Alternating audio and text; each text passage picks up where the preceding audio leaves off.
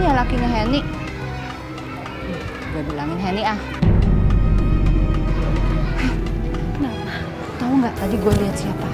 Ih, lihat siapa? Saya nggak tahu. Lihat laki lo boncengin si Ata.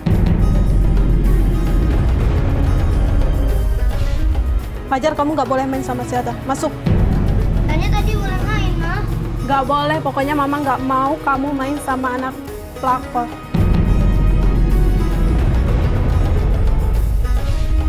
Astagfirullahaladzim. Itu tuh Mas, ada bangkai tikus. Cuma pakai tikus kayak gitu aja kok, tinggal diberesin. Kamu tuh akhir-akhir ini berubah deh. Bawaannya emosi terus sama aku. Kenapa sih Mas? Kamu tahu saya berubah kenapa? Itu semua gara-gara kamu. Saya muak ya kamu.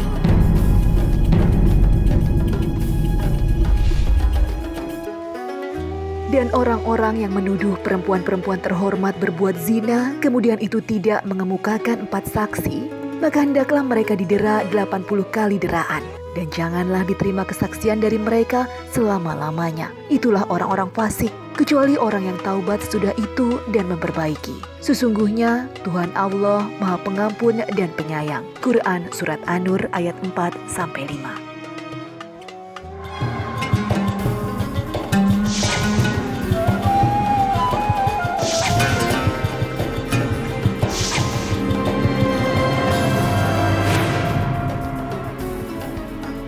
Assalamualaikum warahmatullahi wabarakatuh. Selamat pagi pemirsa Tawakal yang dirahmati Allah Subhanahu wa taala. Senang sekali saya Farid Hasan menjumpai Anda. Dan pemirsa di studio juga sudah hadir bersama kami Bapak Ustadz Muhammad Ziyad. Assalamualaikum Pak Ustadz. Waalaikumsalam warahmatullahi wabarakatuh. Selain Bapak Ustadz Muhammad Ziyad juga sudah hadir bersama kami seorang narasumber bernama Ibu Ata. Assalamualaikum Bu Ata. Assalamualaikum Mas. Ya, baik, kami mengucapkan terima kasih Ibu Ata sudah menyempatkan hadir dan mau berbagi cerita mengenai masalah hidupnya Ibu Ata ya. Di sini mumpung kesempatan ada Pak Ustadz, Bu Ata boleh bercerita ke kita pada permasalahan seperti apa? Ya. Jadi saya mau cerita sama Pak Ustadz tentang saya yang dipermalukan oleh saudara saya, yang lebih tepatnya lagi sepupu saya sendiri. Seperti itu. Nah, kejadian awalnya dari mana? Kejadian awal mulainya itu saya juga nggak tahu ya Mas. Awalnya itu jadi kebetulan sepupu dari suami saya itu kan bekerja itu sama ya dengan saya kan. Sebagai apa? Satu arah lah gitu kan kalau bekerja gitu di kantor, di salah satu kantor. Saya bekerja bareng naik motor gitu. Mungkin dari situ ada orang yang melihat saya sedang berboncengan dengan suami sepupu saya. Dia mungkin mengadu kepada sepupu saya itu, dan pada akhirnya sepupu saya itu mengadukan saya kepada keluarga besar saya, dan saya di situ merasa saya dipermalukan dengan apa yang nggak pernah saya lakukan. Gitu.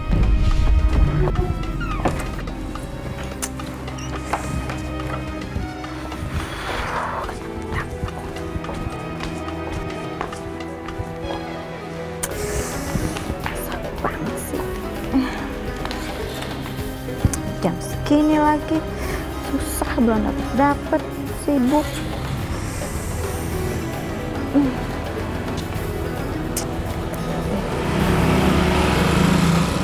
Ata, kamu ngapain? Mau kemana? Irfan, kirain aku siapa? Aku mau berangkat kerja. Dari tadi mesen ojek online nggak bisa-bisa. Mungkin sibuk ya. Udah jam segini, telat deh. Oh, ya udah, bareng aku aja. Kan sekalian searah kantornya. Gimana ya? Aku nggak enak ah. Biar aku coba lagi aja kali ya. Kamu gak enak kenapa? Kan kita saudara. Daripada ntar kamu telat loh. Ayo. Iya sih. Tapi beneran nggak apa-apa. Gak apa-apa. Udah ayo. Nih pakai helm dulu.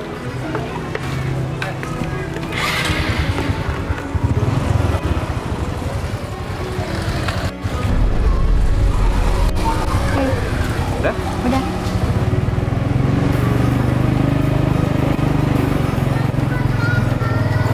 Kan si Ata.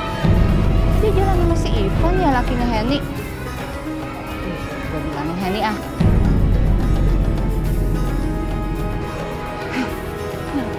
Tahu nggak tadi gue lihat siapa? Ini lihat siapa? Saya nggak tahu. Lihat laki lo boncengin si Ata. Sepupu lo. Suami saya boncengan sama si Ata. Bener, barusan banget. Wah, awas aja si Ata. Kalau ketemu saya maki-maki. Oke, Pak Ustadz. Ini adalah apa yang dilihat orang belum tentu benar intinya Pak Ustadz ya. Jadi ada tetangganya atau tadi temannya mohon maaf? Iya, dari tetangganya. Tetangganya dari sepupunya melihat berboncengan dan itu terlalu sering dan itu dipikir adalah ada hubungan di antara Ibu Ata dengan suami dari sepupunya. Iya. Nah, untuk menghindari hal-hal seperti ini apa yang harus dilakukan Pak Ustadz? Iya. Untuk Bismillahirrahmanirrahim, para pemirsa yang terhormati Allah Subhanahu wa taala, ini kasus seperti Mbak Ata ini banyak dalam kehidupan sosial masyarakat kita. Jadi karena mungkin satu arah jalur menuju kantor, sehingga lebih praktis sudahlah ikut saja, kenapa enggak? Daripada yang lain itu banyak sekali, tetapi kadang-kadang kelihatannya sepele, tapi ini justru akan memicu fitnah dan konflik di antara keluarga. Apalagi misalkan dibonceng sama suami dari sepupunya sendiri. Karena itu apa yang dilakukan untuk membentengi ini semua supaya nggak terjadi? Yang pertama, harus sepengetahuan daripada istri sepupu tadi itu. Supaya apa? Supaya ia tidak menduga yang aneh-aneh gitu loh. Menduga, wah ini ternyata ada dan lain-lainnya. Ini adalah bagian dari ini. Yang kedua adalah, Mbak Ata ini menyampaikan, saya mohon izin, saya sering dibonceng sama suamimu karena kebetulan satu jalur sama kantor. Ini nggak ada apa-apa, ini perlu dikelirkan gitu loh. Karena seringkali ini menjadi persoalan, sementara misalkan naik aja nggak ada persoalan kan gitu, kan sama saja sesungguhnya statusnya. Sama-sama dibonceng laki-laki tidak bersama suaminya kan seperti itu. Tetapi kenapa ini muncul? Karena sudah tadi itu. Misalnya. Yang ketiga, para pemirsa dihormati Allah, berhati-hatilah kita menuduh wanita-wanita baik itu melakukan, mohon maaf, misalkan selingkuh dan seterusnya. Sebab kalau kita tidak bisa mendatangkan 4 orang saksi, maka tuduhan itu, hukuman itu akan mengenai kepada orang yang melakukan tuduhan. Di surat surat An-Nur menjelaskan sekali. Jadi di sana dilarang menuduh wanita-wanita baik melakukan perbuatan selingkuh, melakukan perbuatan zina, padahal mereka adalah tidak. Kalau wanita ini bersumpah saya tidak bisa melakukan, kemudian yang satunya lagi bersumpah dia melakukan, maka didatangkan 4 saksi gitu. Jadi sekurang-kurangnya 2 saksi. Kalau tidak dibukti, kalau tidak ini, maka laknat Allah akan kembali kepada orang yang menuduh tadi. Ya.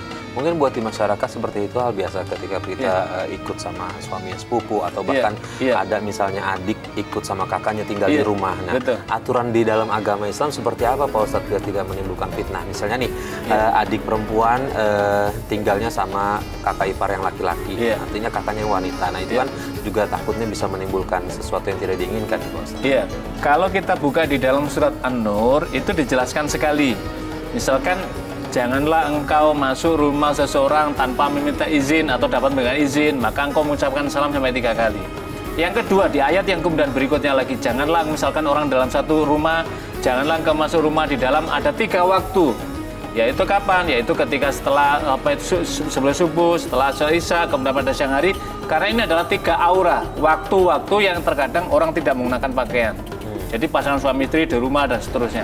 Yang berikutnya lagi adalah ada yang dimaksud dengan ada apa mahram seseorang. Pada siapa ini gitu loh. Kalau orang muhrim itu orang yang sedang berihram. Mahramnya siapa ini? Jadi inilah misteri dijelaskan. Jadi saudara dari ayah kita, saudara dari ibu kita. Kalau tidak ada pertanyaan seperti ini, maka dari awal mesti harus difahamkan di antara keluarga itu supaya di kemudian hari tidak menimbulkan fitnah keluarga. Baik. Nah, Ibu Ata pada saat ikut suaminya sepupu sudah menikah? Sudah menikah juga. Tapi suaminya Ibu Ata tahu?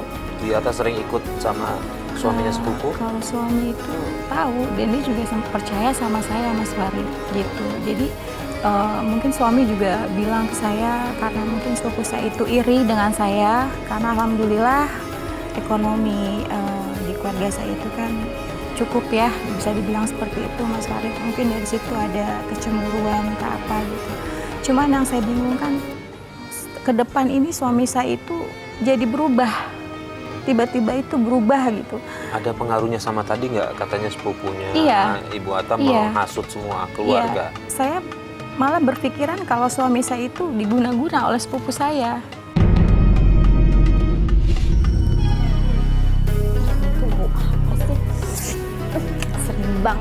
kayak gini.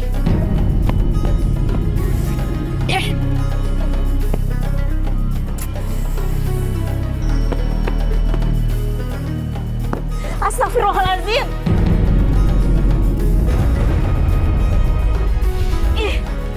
Barusan aja bau. Bangkai tikus. Ini tuh udah kesekian kalinya dalam minggu ini bangkai tikus terus ada. Dari mana datangnya ya? Mas Faiz. Ada apa sih kamu mami manggil saya? Ada apa? Itu tuh Mas, ada bangkai tikus. Cuman bangkai tikus kayak gitu aja kok. Tinggal diberesin. Tapi ini tuh udah kesekian kalinya Mas. Bangkai tikusnya ada lagi. Apa ini kiriman orang ya? Jangan berprasangka buruk. Nggak mungkin orang ngirim bangkai tikus buat apa? Kayak kurang kerjaan aja. Ya Allah, kamu tuh kenapa sih Mas?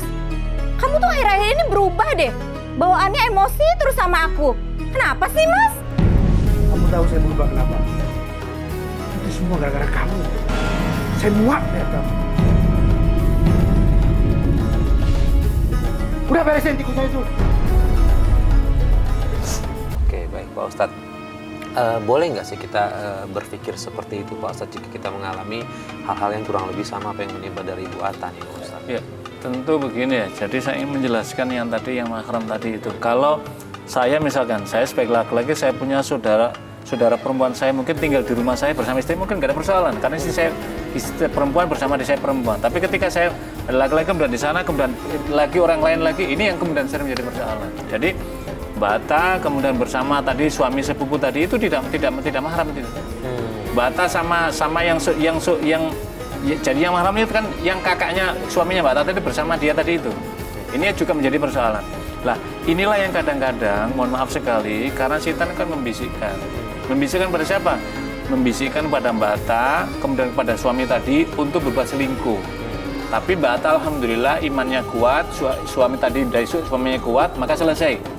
Setan berhenti sampai situ tidak, membisikkan kepada istrinya daripada subuh tadi itu, kamu percaya, jangan-jangan dia nanti begini, udah alam pikirannya masing-masing. Kalau daya cemburunya itu meningkat sekali, maka inilah yang kemudian akan memicu benih permusuhan dan konflik keluarga tadi itu.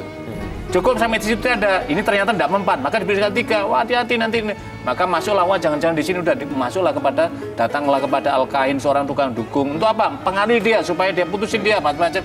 Inilah kemudian masuk dengan berbagai macam cara tadi. Ya karena itulah hindarilah daripada seperti tadi misalkan yang semacam ini para pemirsa sekalian, kita harus mesti dari awal jangan mudah menganggap enteng persoalan ini. Kadang-kadang setan membisikkan di antara celah-celah ini kemudian akhirnya menjadilah persoalan seperti yang dialami oleh Mbak itu. Yang kedua, tadi misalkan dikasih ada bangkai ada macam-macam. Yang pertama adalah kita perlu mengklarifikasi.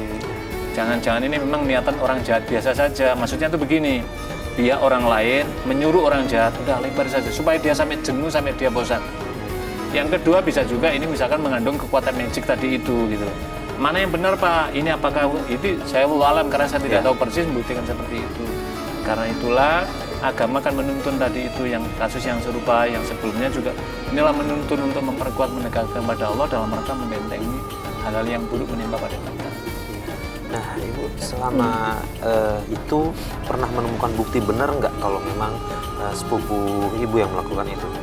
Kalau misalnya dari bukti itu saya pernah mimpi ya. Tiap malam itu saya selalu mimpi buruk terus Pak Ustadz. Selalu saja mimpi buruk gitu. Makanya saya pengen tanya sama Pak Ustadz, apa sih gitu? Kenapa saya harus selalu tiap malam itu setiap hari selalu diimpi-impikan buruk itu? Yang sangat menyeramkan, bikin saya tuh jadi takut gitu Pak Ustadz. Karena saya juga nggak mau rumah tangga saya itu berantakan. Cuma karena hal-hal yang bagi saya tuh memang tidak pernah saya lakukan gitu. Seperti itu. Gimana Pak? Iya, jadi memang kata digambarkan oleh saya misalkan Fauzi Al-Ansori di kitabnya itu menjelaskan kadang ada yang tadi yang disebut yang pertama Al-Kahin, yang kedua ada Al-Mu'arraf. Mu'arraf itu orang yang meramal mengetahui seakan orang begini dan akan terjadi padahal tidak. Kemudian yang ketiga ada namanya tuh An-Nujum, Alin-Nujum, dia tukang ini. Yang keempat ada orang-orang sihir. Lah kesemuanya ini ada orang yang memang menggunakan jasa pihak dari memanfaatkan kekuatan jin, kekuatan setan tadi masuk, kemudian membisikkanlah kepada orang macam-macam. Di antaranya misalkan apa yang dialami oleh, saya tidak tahu persis ya yang terjadi bagaimana oleh Mbak Atta tadi itu, misalkan dengan mimpi dan seterusnya, itu bisa saja dari karena apa? Karena sudah terhinggapi dalam, kan begini, orang mimpi itu kadang-kadang karena perilaku sehari-hari. Orang ada kecemasan maka kadang-kadang sampai terbawa dalam malam mimpi dia. Atau bisa juga ada pengaruh dari kekuatan yang lainnya. Itu dua-duanya dibetulkan dalam kajian keilmuan. Maka Nabi SAW itu kan senantiasa menuntunkan sebelum tidur baca doanya, baca bismillahirrahmanirrahim mahya wa amut, itu doa yang sudah normatif yang semuanya. Kemudian apalagi Nabi misalkan mengajarkan bacalah Al-Fatihah, apalagi misalkan di dalam hadis riwayat Ahmad bin Hanbal, bacalah 2 ayat terakhir dalam surat Al-Baqarah. Maka Nabi mengatakan siapa yang membaca man qara'a ayata ini di akhir surat Al-Baqarah, siapa yang membaca 2 ayat terakhir surat Al-Baqarah, kafatahu fi lailatin, maka cukup dalam malamnya Allah memberikan pelindungan. Ini adalah hadis yang dari riwayat Musnad Ahmad bin Hanbal. Ini maknanya apa? Maknanya adalah bagian dari pelindungan. Kemudian 3 surat di surat terakhir dalam Al-Quran itu adalah bagian dari perlindungan. Misalkan ternyata sudah dibaca ini juga masih ada, maka berartilah mungkin perlu diruqyah, mungkin ada bagian dari ikhtiar kita. Ya.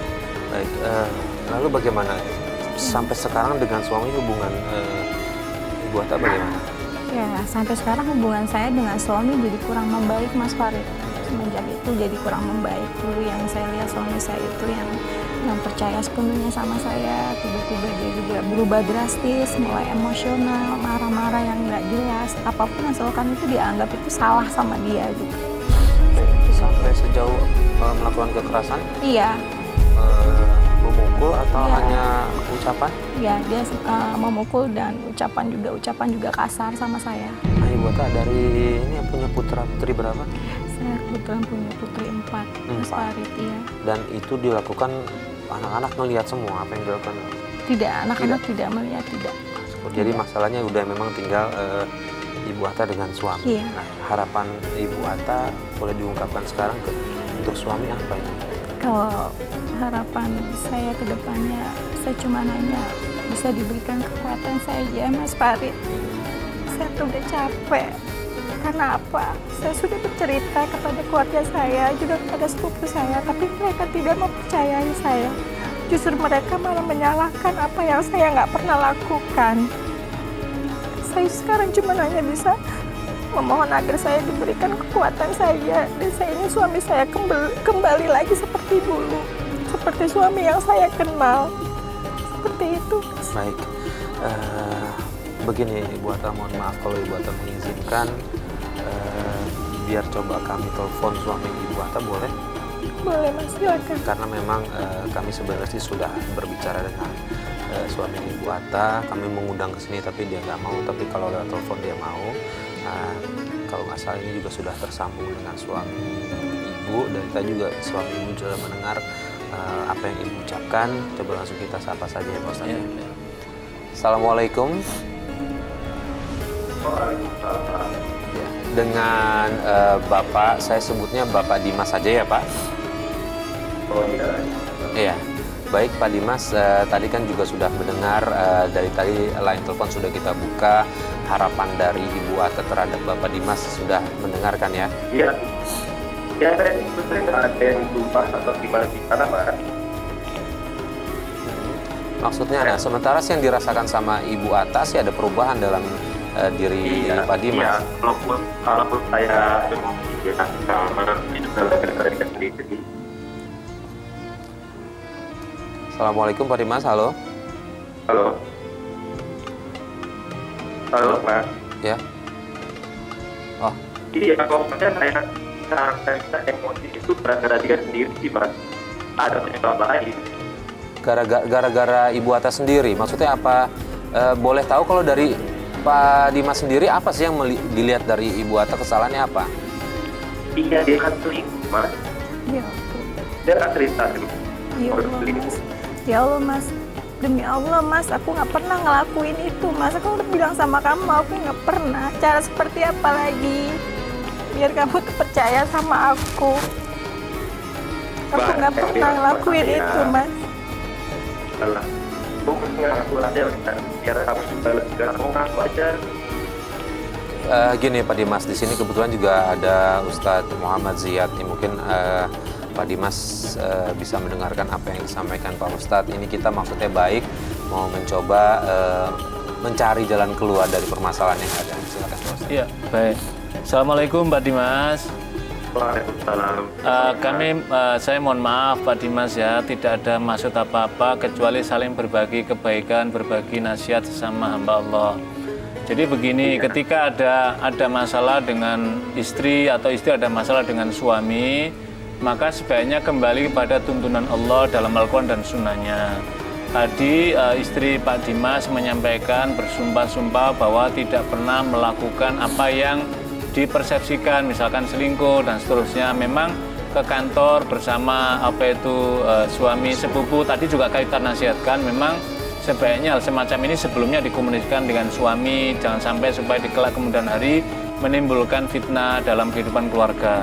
Tapi intinya Pak Dimas nanti mungkin setelah istri kembali bisa membuka, dibaca di dalam surat An-Nur, Al-Quran surat An-Nur, mulai dari ayat yang pertama sampai nanti di ayat 34 itu banyak sekali menjelaskan bagaimana kedudukan suami dan istri.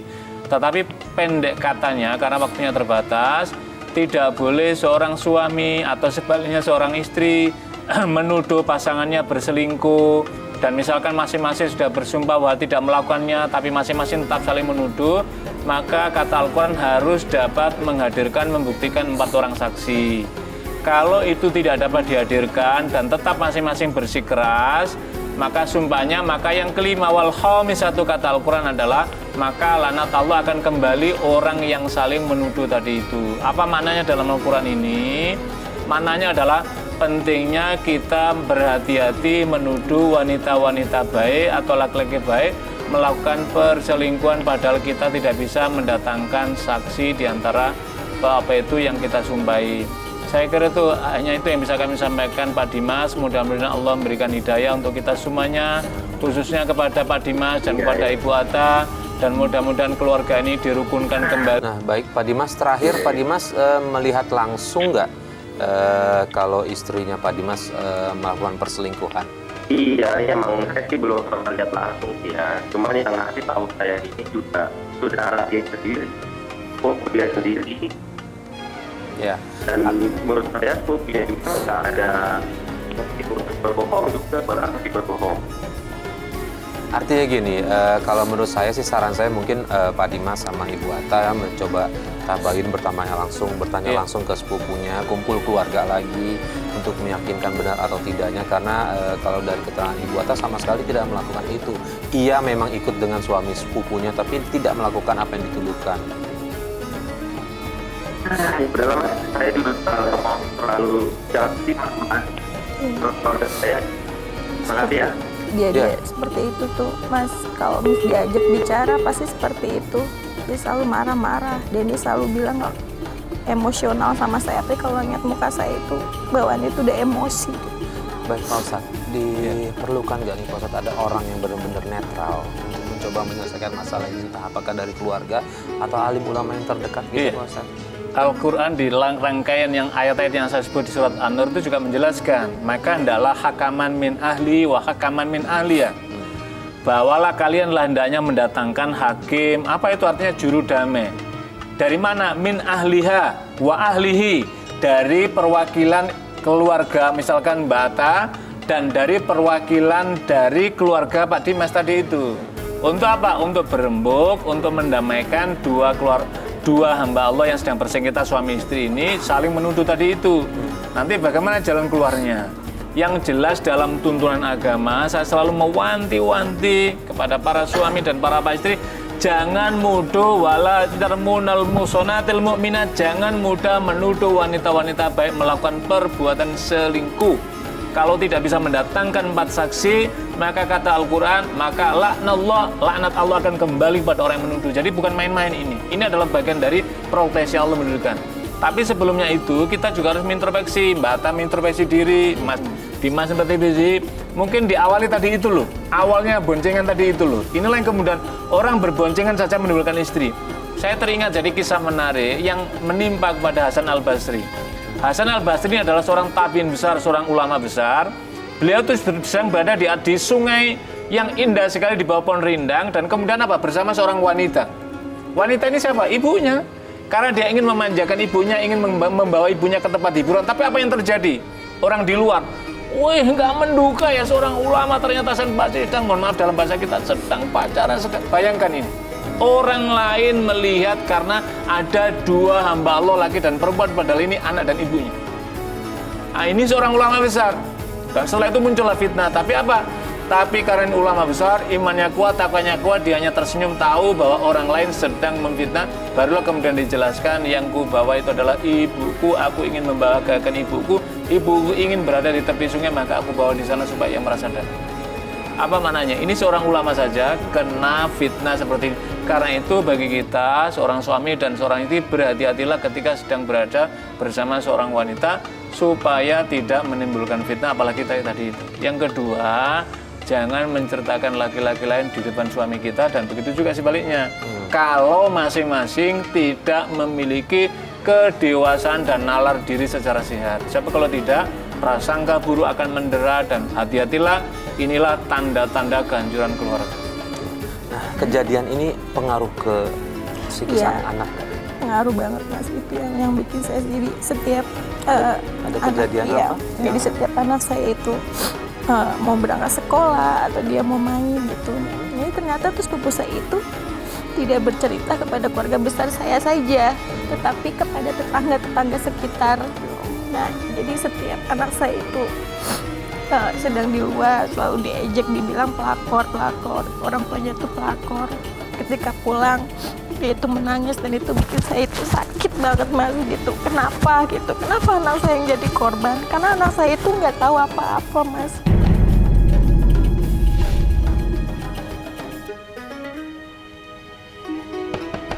Jan, main yuk. Deri, ayo main yuk. Mau main kemana? Biasalah lapangan. Sekarang? Ya. Ayo, dulu ya. Aku izin dulu sama Mama. Ya. Mama. Ya, Nak. Aku main ya. Main sama siapa? Sama Deri. Wah, kamu kan anaknya si Atta. Iya tante, nama mamaku Atta. Emang kenapa? Fajar, kamu nggak boleh main sama si Atta. Masuk. Tanya tadi boleh main, ha? Nggak boleh, pokoknya mama nggak mau kamu main sama anak pelakor.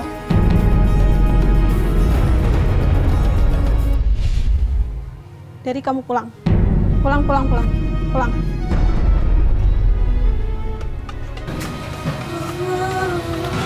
Deri, kamu kenapa sayang? Pulang main kok nangis? Ada yang nakalin kamu? Itu Bu, aku nggak boleh main sama ibunya Fajar. Gak boleh main kenapa?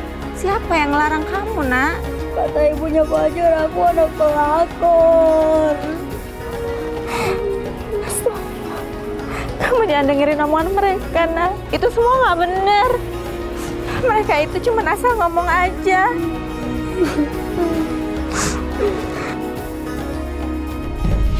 Masukan ini ternyata juga ke tetangganya juga mengakibatkan anaknya terintimidasi dalam tanda kutip.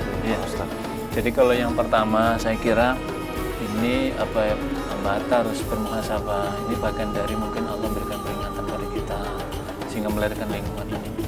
Yang kedua, saya ingin mengingatkan pada tadi yang sepupunya tadi, mudah-mudahan mendengarkan di sini, berhati-hatilah dengan perbuatan fitnah. Al-Quran menyatakan al-fitnatu asyaddu minal qatli. Perbuatan memfitnah itu lebih sadis, lebih kejam daripada membunuh. Maknanya apa? Bahwasanya begini, kalau orang membunuh hanya dipotong sekali, selesai dia. Tapi memfitnah itu seumur hidup dia akan mengalami apa? Melalui hinaan, pokoknya menderita. Tidak hanya itu saja, anaknya bahkan tadi kan disebut macam-macam, padahal tidak tahu menahu kan. Inilah saya kira kenapa hukuman pada orang fitnah dosanya itu termasuk dosa besar. Makanya digambarkan oleh Al-Quran setara dengan lebih kejam daripada perbuatan membunuh, karena tadi itu bahaya dampak yang ditimbulkan dari fitnah tadi itu. Kalau kita dalam konteks kehidupan sosial, medsos misalkan, fitnah itu apa? Beribu-ribu orang termakan dan beribu-ribu orang menimbulkan kebencian.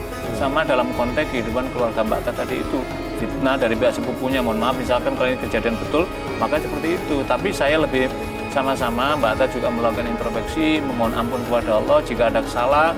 Mudah-mudahan Allah memaafkan dan mudah-mudahan Allah membalikan bagian keluarga itu. Kata Nabiullah Yunus alaihissalam, ketika dimakan ikan itu, Nabi Yunus tidak menyalahkan kaumnya, tetapi apa? La ilaha illa anta subhanaka inni kuntu minadz dzalimin. Tidak ada Tuhan kecuali Engkau ya Allah, karena telah menolongnya, sungguh kami terhadap dzaliman sehingga meleset seperti ini. Karena apa? Nabi Yunus meninggalkan kaumnya karena nggak kuat tadi dalam berdakwah. Tapi Allah menegur, dimakan tadi tapi dimintakan lagi kembali kepada kaumnya. Barangkali kalau ada kesulitan yang mendarat dalam kehidupan ini, ada dua, introspeksi diri, mohon ampun. Yang kedua, kita mohon perlindungan pada Allah. Ya, lalu bagaimana Pak Ustadz jika kita sebagai tetangga mendengar ada sesuatu masalah di tetangga yang satunya lagi, untuk menghindari ghibah itu apa yang harus kita lakukan? Yang pertama, tetangga tadi kata Al-Quran, in ja'akum fasiqun binaba'in fatabayyan. Apabila datang kepadamu seorang fasik, tadi membawa berita dari itu, fatabayyanu, cross check klarifikasi, bertabayun. Tabayun apa? Datang minta informasi pada data informasi pada suaminya tadi, benar nggak seperti ini? Oh ini loh faktanya, prakteknya seperti ini loh kejadiannya, berawal dari ini loh. Tapi kemudian menimbulkan dasi, oh akhirnya tetangga kemudian tahu.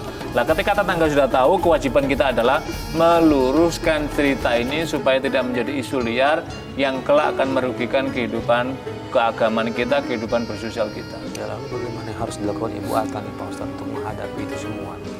Ya karena ini sudah menjadi apa ya, menjadi hal yang mendera dalam kehidupan Mbak Atta, dan untuk meyakinkan keadaan suami seperti ini tidak mudah karena kepalanya sudah terisi dengan apa itu, terisi dengan cerita dari apa itu dari sepupunya tadi itu, dan kemudian dia tidak lagi mendengar tadi, bahkan mungkin akhirnya menjadi begini, wah alah yang kamu ucapkan pasti pembelaan yang diucapkan oleh suami dari sepupu, sama saja.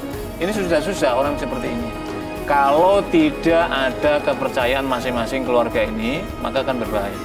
Karena itulah di dalam Al-Quran, surat An-Nisa itu juga memberikan penjelasan, hendaklah kamu membuka diri, misalkan jika istrimu melakukan ini atau suami melakukan ini, hendaklah masing-masing saling memaafkan, supaya apa? Membuka lembaran baru, menata kehidupan yang lebih baik. Tapi kalau tidak akan mohon maaf, selamanya keluarga Mbak Atta akan mengalami seperti ini kalau masing-masing tidak ada keterbukaan, masing-masing tidak ada saling berlapang hati untuk memaafkan.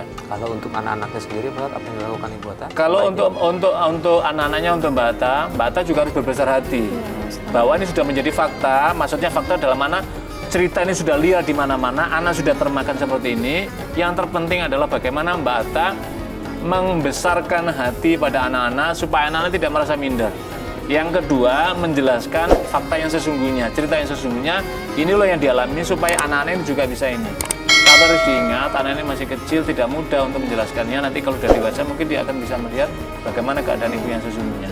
Yang ketiga, anak-anak diajak.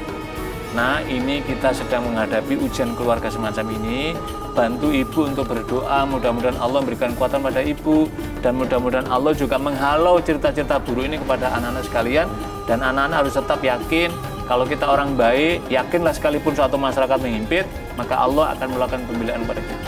Perlu nggak Pak Ustadz untuk Ibu Atta dan keluarga dan anak-anaknya nih pindah dari lingkungan itu Pak Ustadz, jika memang dengan cara-cara yang tadi sudah dilakukan masih tidak mempan? Ya memang hijrah itu salah satu diantaranya tujuan kan pindah dari satu tempat yang tidak baik menuju pada tempat yang lebih baik. Tapi yang kedua adalah pindah dari keadaan yang tidak baik menuju pada keadaan yang lebih baik. Mananya apa? Kalau ada yang tidak baik keluarganya, hijrahlah dengan arah yang baik itu apa? Meningkatkan kadar kualitas keimanan kita, kadar kualitas takaran kita, kadar hubungan baik kita. Ini adalah bagian dalam anak hijrah sesungguhnya. Ya, baik, terima kasih Pak Ustadz atas sama-sama buat Ibu Atta. Kita turut prihatin, tapi mudah-mudahan ini bisa segera selesai. Mudah-mudahan tadi yang sampaikan Pak Ustadz ke suami Ibu Atta juga didengarkan, menjadi bahan pikiran buat dia untuk lebih merenung, lebih mau membuka diri, mau lebih mendengar Ibu Atta.